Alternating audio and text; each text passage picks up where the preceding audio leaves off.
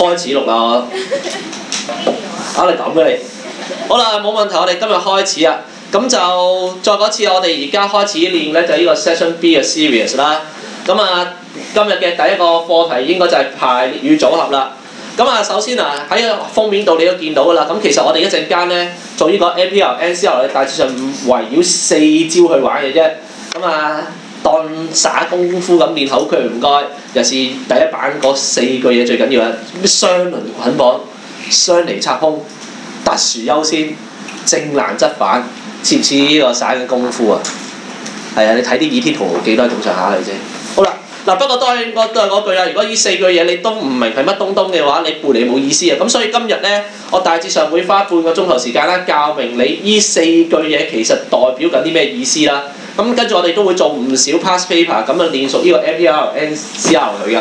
好，有冇問題？冇問題，我哋今日正式開始啦，係咪有問題？因為2個鐘頭一課書，好問嘅係。好，冇問題，咁我哋啦，首先喺未玩嗰4個口訣之前咧，唔該啦，首先你一定有個 concept 嘅。我哋玩排列與組合啦，幾時排隊，幾時要玩組合，即係幾時用 NPL， 幾時用 NCL 咧？呢度我唔再多講，因為你一陣間你做下都知啦。正常嚟講冇次序就 NCL 啦，有次序就 NPL 啦。咁咩為之有次序，咩為之冇次序咧？咁一陣間俾多啲例題你就知啦。不過反而咧喺書啦，即係我哋教嘅時候咧，好少講呢一樣嘢就係啦。排列與組合基礎功，我哋幾時會玩直接嘅排列啦？幾時會玩分堆嘅排列啊？小心啲啊！去到 DSE 我話俾你，好多時候人哋都會考分堆嘅排列㗎。不過如果你直接排列，你如果都係唔識做嘅話咧，你去到 probability 啦，呢份筆記最後有講㗎啦。你去到計呢個 NPL、NCL 嘅機會率咧，你會死緊㗎。咁所以啦，咁你首先咧望下第2頁嘅例題啦。咁啊，首先啦，咩叫直接排列咧就好簡單啦。例如啦，3個男仔4個女仔，冇乜特別要求嘅，叫佢排一行咁，你記得啦。雖然你見到佢3個男仔4個女仔啦，但係你當佢全部都係人類 OK 㗎啦。當條題目冇咩特別要求嘅話咧，就好似有度咁啦。7個人冇乜特別要求要你排隊，咁你就7P7，你就唔會再分男同女㗎，即係你唔會諗個3，唔會諗個4 number，你只會諗7條友啊，冇乜特別啊，咁咪7P7咯，咁就係咁啦。有冇大問題？咁啊冇問題嘅話啦，咁直接組合一樣啦。你要喺3個男仔4個女仔入邊揀4個人啦。咁你發覺啦，如果條題目冇要求你分男同女嘅話咧，咁你其實咩3個女仔3個女仔添，3個男仔4個女仔呢啲其實煙幕嚟嘅啫。你既然唔係玩呢個分堆組合，即係你玩直接組合，我就想揀4個人出嚟咋。咁你其實唔使分男同女㗎，你就係7C4咁就搞掂咗啦。咁首先啦，呢啲就叫直接排列同埋直接組合。即係就算人哋俾2堆嘢俾你，即係俾男同女俾你，或者俾唔同班別俾你都好，人哋冇要求你分班揀人嘅話咧，咁我哋呢啲會稱為直接排列或者直接組合。咁當然啦，相比直接排列同直接組合咧，咁下邊就係分堆排列同分堆組合啦。即係當條題目有特別要求，好似分堆排列呢一條題目咁啦，人哋話啦，3個男仔4個女仔，如果男仔要企先個女仔嘅話咧，咁你發覺啦，我哋就要將男仔同女仔分開諗㗎啦。咁男仔啦排先個女仔嘅，你睇翻幅圖咧，即係下邊幅圖啦。咁你見到啦，3個女仔，成日3個女仔添，黐線嘅，3個男仔4個女仔。咁理論上啦，要男仔排先個女仔，你可以畫翻幅好基本嘅圖啦。跟住你要分開男仔同女仔諗嘅，男仔排隊先，咁就3P3，跟住女仔排一後就4P4。咁呢啲我就叫做分堆排列，有冇大問題？咁啊當然啦，同一道理啦，分堆組合都係啦。如果我3個男仔4個女仔入邊要揀2男2女嘅話，你要分開男仔同女仔諗嘅。咁你會有2個數值嘅，一個3C 一個4C2啦。咁正常嚟講，最後一定係乘埋佢哋㗎啦。嗱咁啊講多無謂啦，不如我哋試一試啲例題先啦。後面嘅大把例題，我哋一齊練嘅。好，首先第一條 MC 啦，冇問題。第3頁嚟啦，好啦，一個班房有15個學生，6個係男，跟住人哋就話啦，想揀6個人出嚟，咁究竟啦揀中4個女仔有幾多方法咧？咁當然啦，首先你要理解條題目一次啦，15個人。咁啊，人哋就話啦，6個係男仔，我畫翻晒出嚟啦。唔好畫火柴人，好低 B 啊！我用男仔，我用 B 做代號啦嚇 ，boy 咁。當然啦，人哋就話啦，15個人，咁6個係男仔，咁其他嗰啲咧除非人妖啦，但係我哋而家學校都冇依樣嘢啦，係咪？咁所以啦，做乜要勸好啦？咁所以啦，剩低嗰啲女仔嚟㗎啦。條題目雖然冇俾你啦，但係當然你要知啦。咁當然好似我咁寫晒咩 B 同 G 就好戇居嘅，咁你其實可以唔使嘅。不過我第一次我做我會咁嘅 G。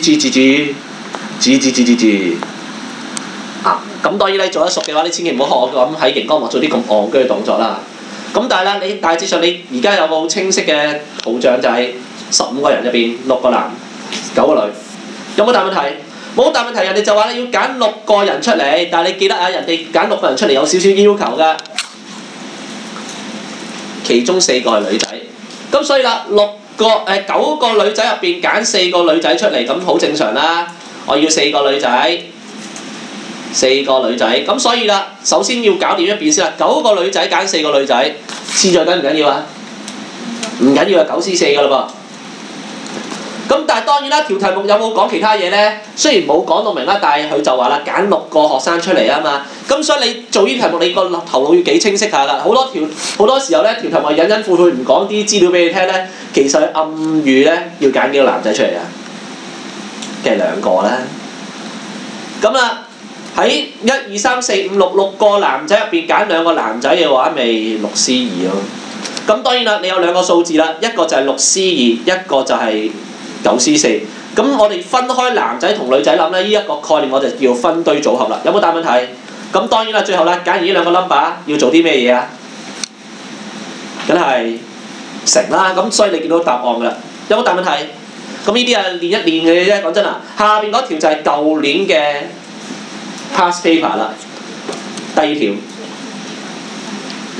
第1條答案係 C 啊，唔用除我哋用乘，係啊，總之抽完啲嘢多數乘埋佢㗎，同一時間係好啦。第2題啦，就係舊年嘅 past paper 啦。咁舊年 past paper 咧就玩咗分堆排列㗎。咁人哋就話啦，首3個 number 同埋尾5個 number 咧就會組成一個8個 number 嘅電話 number 啦。跟住啦，人哋都講到明啦，次序都幾緊要下㗎 ，permutation 有個 P 喺度㗎。咁所以啦，你就諗下啦，8個 number 咁啊，5、6、9同埋2、3、4、7、8。咁呢度咧就會組成一個8個位嘅電話號碼啦。咁但係當然啦，條題目個要求係有咩特別？我想問下。嗱，冇特別係8 P 拍㗎啦。咁你話8個 number 撈得埋一齊，咁咪8 P 拍啦。但係好明顯而家唔係啦。人哋個要求就係咩話？頭3個 number 你當一組，尾5個 number。你當一組，條題目有講呢樣嘢㗎。咁所以我哋做呢條題目好簡單啦。咁有幾多個排列組合呢？咁你揀條頭3個 number 先咯。頭3個 number 可以分開，可以兜亂排咁，所以咪3個 number 兜亂3個 number，3P3 啦。當然你可以寫3個 factor 嘅，不過今日呢，我全部用 NCL、NPR， 我唔會搞 factor 呢樣嘢㗎。咁後邊啦，好明顯咪5P5咯，係咪？5個 number 可以兜亂啊嘛。5樣嘢你要揀5樣嘢出嚟做排列，個次序好緊要㗎。咁用 NPR 就好正常啦。咁啊最後啦，2個 number 當然係乘咗佢啦。咁結論就係 3P3 乘 5P5，咁你計篤機嘅。咁啊時間關係啦，你自己翻屋企篤啦。有冇人唔識篤 NCL、NPR 啊？話時話冇啊嘛。你唔識篤，你一陣間你出嚟問我啦。咁正常嘅答案就係 C 啊。咁你話簡唔簡單咧？都幾簡單嚇。呢一條真真正正嘅2013年 DSE 題目嚟㗎。咁你發覺啦，原來公開考試咧出 MCR 出 NPR 咧，其實都有機會出得好簡單嘅，有機會啊！但我估下年都唔會咁簡單嘅。好啦，有冇大問題？冇嘅話，我哋開始今日嘅重點所在㗎啦噃，就係嗰4個口訣啦。咁第一樣嘢就比較易玩嘅，我估你哋都玩得比較熟嘅，就係叫做雙輪捆綁。乜嘢嚟嘅咧？咁啊，其實我哋平時考試都成日考啦，甚至乎咧 DSE 考試咧，呢一招都成日考嘅，雙輪捆綁係好常考嘅，成日考嘅，我話俾你聽。咁所以咧，我建議你可以温熟呢一招佢嘅，即係有4招啦。你發覺啲招數越嚟越難嘅，但係如果你發覺真係唔掂咧，起碼至低限度要搞掂呢一招先。雙輪捆綁乜東東咧？即係例如條題目嘅要求咁啦，3個男人3個女人，哎呀原來中間有一對情侶 couple 啊！咁你唔知個字點解，咁我已經寫埋啦。咁你就話啦 ，You must sit next to each other， 最關鍵就係呢句字啦 ，sit next to each other。咁有啲 keywords 你要認一認㗎，咩 next to each other 或者 together 呢啲咧，就代表佢哋啲人要黐埋一齊㗎啦。當黐埋一齊嘅時候，咁點算咧？我哋玩排列組合嘅好簡單啫，要黐埋嗰啲物體啦，我哋會當做一個人看待嘅，即係好似今次咁啦，有個情侶糖黐豆咁啦，佢黐埋一齊坐，你當我一個人 OK 㗎啦。咁另外其他4個人咧就當做5個人啦，跟住啦，既然有5個人嘅話咧，首先我哋會搞掂5P5先嘅呢樣嘢。但係最關鍵就好多同學跟住會留一樣嘢就係啦，中間呢個情侶啦，佢哋可以換位嘅，係咪啊？換位咁我哋會乘2啦，但係我會寫成2P2啦。呢一個咧係有俾少少巧妙嘅，你唔好就咁寫5P5乘2啊！你就咁寫5P5乘2，一陣間你有啲題目你會中招㗎啦，因為唔係就咁乘2乘3咁簡單嘅。咁咧我唔會寫5P5乘2嘅，雖然佢都啱嘅，但我會寫5P5乘2 2P2。5P5 就代表緊嗰5個人點樣排隊法。當然我再講一次啊，嗰個情侶你當做一個人先，跟住啦 2P2 咧就係個情侶嚟嘅，情侶之間再排隊，咁啊 2P2，咁答案就係240。咁啊冇問題嘅話，下面有條例題就係咁啦。3個男仔3個女仔想坐埋同一行，但係咧3個女仔咧 must sit next to each other。3個女仔要當咗一個人嘅話，咁究竟條題目咁點計法咧？就好簡單啫。咁我哋而家有幾多人啊？雖然你眼見就6個，係啦，但係原來得4個嘅啫，係啊。嗰三個女仔合咗體㗎啦，你當機械人咁啦，係啊，黐埋一齊㗎啦。咁你發覺咧喺你面前其實得4個人嘅啫，係啦，你催眠自己唔該。你得4個人嘅啫，係啦，咁所以得4個人嘅話就 4P4 㗎啦。第一件事，你4個人係排晒隊嘅話，第一件事你有個 4P4 嘅。但係跟住啦，你唔好忘記咗啦，嗰3個女仔咧自己之間可以換位嘅。雖然佢哋係坐埋一齊，但係佢哋 A、B、C 啦，例如呢3個女仔 A、B、C 咧係可以自己再換位嘅。自己再換位咁點算啊？3P3係啦，你就唔好就咁乘3喎。3P3其實係6嚟嘅喎。如果你就咁寫乘3嘅話咧，你就會錯㗎啦。咁所以咧，其實個答案就好簡單啦，就係 4P 乘 3P3。將要坐埋一齊嘅人捆綁咗佢先，跟住搞掂晒大堆人排隊之後，再諗翻捆綁咗嗰扎人，佢哋之間點再排隊法。咁 4P 乘 3P3 啊，咁唔篤機啦，冇問題，因為跟住落嚟後邊就有啲題目啦，要你自己試一試啦。當然啦。每條 MC 我大致上停10秒啦，跟住我會講答案嘅，因為今日時間關係。咁當然啦，今日最後我會再派個 quiz 俾你哋嘅，咁睇下你哋識唔識㗎？放心，個 quiz 你低分都唔緊要。個 quiz 我都唔會叫你喺度做嘅，我會上網俾答案你哋嘅。係啊，時間關係，我哋時間好緊迫嘅係。好啦，第3題當我講廢話嘅時候，你冇搞錯食花生喂，做喂。With the letters from the word SQUARE square are randomly arranged, find the numbers that of weighted the world。好啦，響音喎，知道咩叫響音啊？知啦 A-E-I-O-U。好啦，all together。咁所以啦，你就諗清楚啦，邊啲嘢要捆綁埋一齊咧？當然啦，你而家啦，你 square 入邊有幾多響音啊 ？S 唔係啦 ，Q 唔係啦 ，U 係啦嘛 ，A 都係喎 ，E 都係喎 ，R 唔係。咁所以咧喺你面前應該有幾多英文字母啊？喺你面前應該有6個英文字母，但係你排隊嘅話咧，你得幾多樣嘢咧？你得4樣嘢嘅啫。UAE 黐埋一齊，我哋當做一樣嘢㗎。咁啊當然佢哋自己再 randomly arrange 即係排隊啦。咁所以啦，當你明白晒條題目嘅話，一開始你知道係 4P4 㗎啦。4樣嘢啫，但係啦，知3個英文字母 UAE 佢哋圍內可以再換次序嘅。咁所以最後就 3P3。有冇大問題？我去得快唔快？我去得太快，你可以嗌救命。有冇人要嗌救命？冇人對答案啦，咁啊篤機又係啦，自己篤啦，咁其實答案就係 C 啦。有冇大問題？冇大問題嘅話，咁嗱雙輪捆綁我哋再有下條啊，練多次啦。好啦 ，4 couples are arranged to stand in a row for photo taking. How many ways can them be arranged with each couple must stand together? 4 couples 幾多人啊？真係幾多人啊？8個人啦，有 couples 係情侶咁解啊。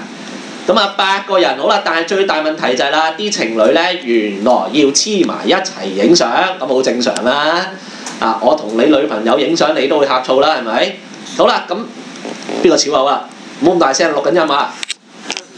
咁啊4對情侶其實8個人嚟㗎，但係當然我再講一次啊，你唔好俾樣嘢呃到你啊。其實你要排幾多樣嘢？我想問下，你得幾多樣嘢排啊？4樣嘢排嘅啫，1嚿、2嚿、3嚿、4嚿，你得4嚿物體咪要排嘅啫。咁所以一開始係4P4㗎啦。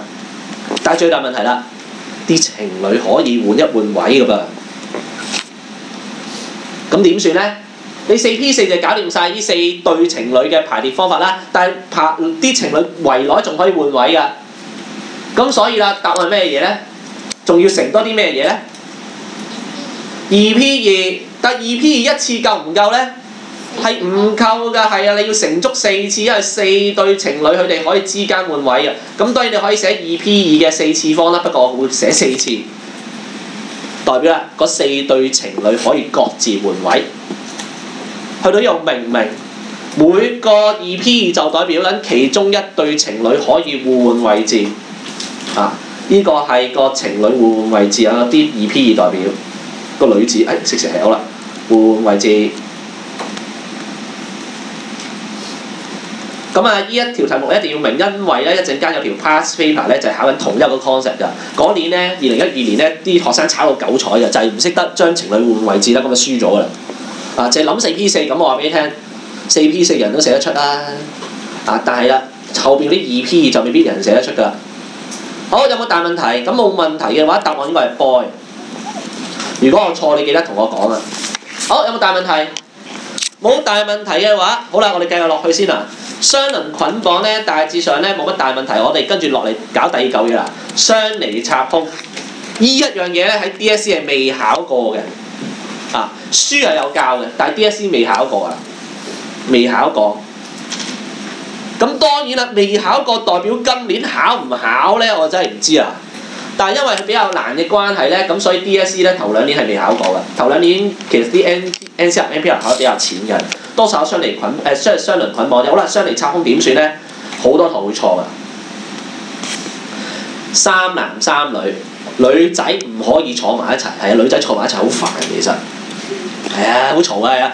好啦，咁究竟啦，3個男仔3個女仔啦，啲女仔唔可以坐埋一齊，咁點算咧？小心啲啊！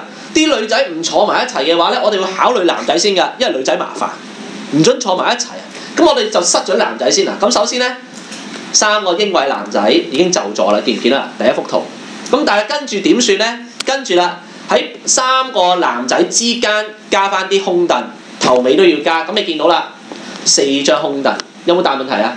嗱，我哋未開始計 NCR、NPR 住，我哋係諗下點樣塞啲女仔入去先嘅啫。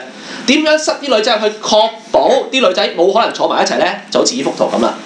既然啦，啲空凳係咪隔住晒㗎？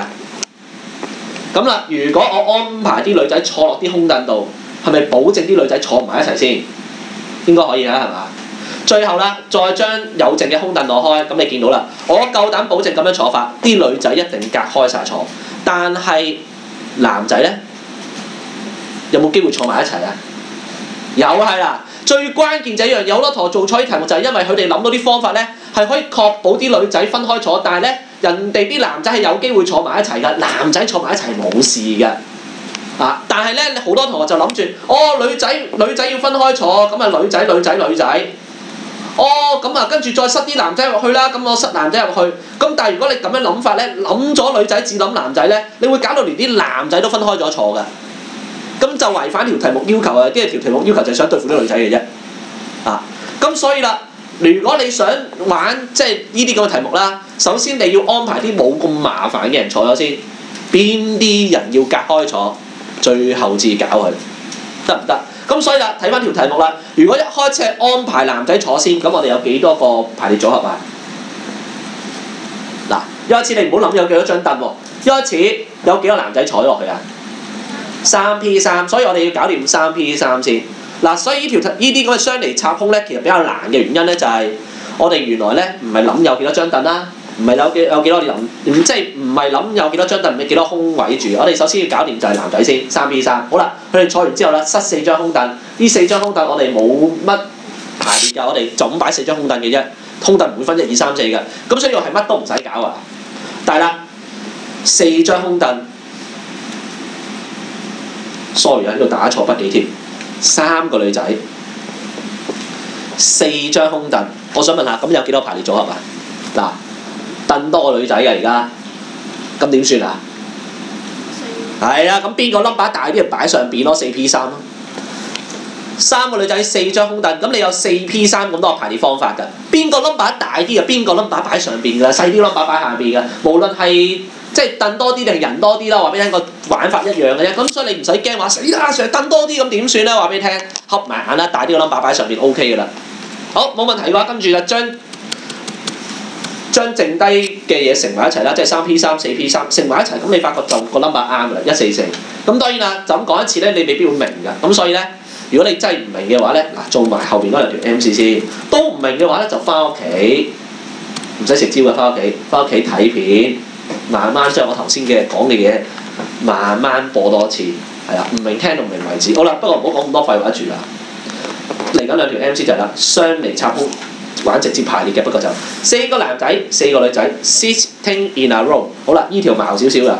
How many possible arrangement are there with no man sits next to each other？ 今次男仔唔準坐埋一齊。咁首先啦，你會安排邊啲人坐先啊？所以女仔先啦，咁女仔就寫翻 G 就算數啦。G。好啦，有冇大問題？女仔。咁當然啦，安排咗女仔坐先咧，咁就4P4㗎嘞噃。好啦，跟住我換顏色筆啊，換藍色。好啦，當然啦，男仔有4個啦，但係有幾多張空凳俾佢坐啊？應該有幾多個空位可以塞落去啊？係啦，咁佢有5個空位㗎。嗱，每個女仔之間你擺一個空位就夠㗎啦，唔好擺多過一個空位啊！如果擺多一個空位，啲男仔就會坐埋一齊㗎啦。咁喺4個女仔啲罅入邊擺啲空位，當然啦，頭尾都要擺。做乜笑得咁自家兩面？開埋名添好啦。咁當然啦，5個空位，4個男仔。咁當然啦，結果就係5P4啦。再講一次啦，我用翻顏色筆表示啦。咁你有藍色代表男仔啦，紅色代表女仔啦。咁你發覺啦，男仔臨尾啦，要擺落啲空位度。咁你發覺5個空位4個男仔就5P4。咁而家你有2個數字嘅，一個4P4，一個5P4。最後做啲咩嘢咧？唔使我多講啦，梗係乘埋你一齊啦。咁你要諗得好清楚下㗎啦，呢啲題目你調轉咗諗就輸㗎啦，話俾你聽。如果一開始你放男仔先嘅話咧，再一次啊，好多同學咧係會調轉玩呢啲題目。啲男仔，我唔想啲男仔坐埋一齊啊！哇，咁你諗男仔先咯，男仔隔開咯，咁啊，男仔隔開之後咧，跟住擺啲空位塞啲女仔入去咯。調轉咗放，即係調轉咗呢啲題目玩，你會發覺得唔得咧？係唔得嘅原因。你咁樣玩法嘅話咧，會令到啲女仔坐唔埋一齊㗎。反而咧。如果啲女仔咧坐唔埋一齊，但係你有空凳一拎走咗，啲男仔有機會坐埋一齊啦。所以咧調轉諗，你發覺咧成條題目唔 work 嘅。咁當然啦，4P4、5P4，咁答案係咩嘢？答案係度啊。好，有冇大問題？冇大問題，我哋繼續落去啦。咁啊，下邊嗰條啦，呢條更加矛嘅 ，alternatively 交換咁坐。知唔知咩叫交換咁坐啊？交換咁坐咧。就3個男仔3個女仔啦，即係咁啦。女仔、男仔、女仔唔可以黐埋一齊坐，男仔都唔可以黐埋一齊坐。咁究竟點樣玩法咧？呢一個咧其實都未必算係雙離插空啦。原因你究竟需唔需加空凳咧？怕者唔使啦。原因係咪一定係咁排咧？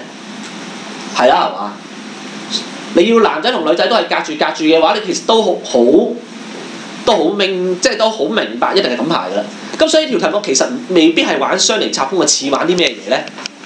似玩分堆排列嘅，搞掂女仔再搞掂男仔。女仔3P3，男仔都係3P3，係咪啊？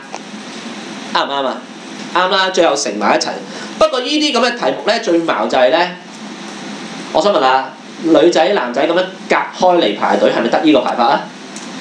梗唔係啦，係啊，聰明少少同我即刻諗多樣嘢㗎。可唔可以咁樣排法咧？係啦，sorry 啊，碌咗落去添。可唔可以咁樣排法咧？即係 G、B 咧，其實得㗎。